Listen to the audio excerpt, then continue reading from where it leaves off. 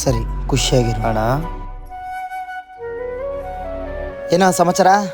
ಮನ್ಸಲ್ಲಿ ಇಷ್ಟು ನೋವು ಇಟ್ಕೊಂಡು ಹೆಂಗಣ್ಣ ನಗ್ತಾ ಇರ್ತೀರ? ನೋವಾ? ನನ್ಗೆ ಯಾವ್ದೋ ನೋವು? ನೀವು ಹೇಳಿಲ್ಲ ಅಂದ್ರೆ ಅರ್ಥ ಆಗುತ್ತಣ್ಣ. ನಿಮ್ಮ ಹುಡುಗಿಗೆ ಬೇರೆ ಹುಡುಗನ ಜೊತೆ ಮದುವೆ ಆಯಿತು ಅಂತ ಗೊತ್ತಾಯ್ತು.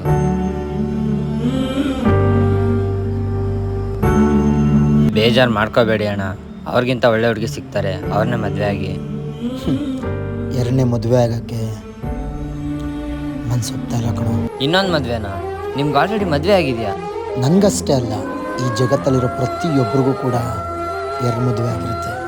ಒಂದು ಮಂಟಪದಲ್ಲಿ, ಇನ್ನೊಂದು ಮನಸ್ಸಲ್ಲಿ. ಒಂದು ಅಗ್ನಿಸಾಕ್ಷಿಯಾಗಿ, ಇನ್ನೊಂದು ಆತ್ಮಸಾಕ್ಷಿಯಾಗಿ. ಒಂದು ಜಾತಿ ಜಾತಕ ಹೊಂದಾಣಿಕೆಯಾಗಿ, ಇನ್ನೊಂದು ಮನಸ್ಸು ಗುಣ ಹೊಂದಾಣಿಕೆಯಾಗಿ.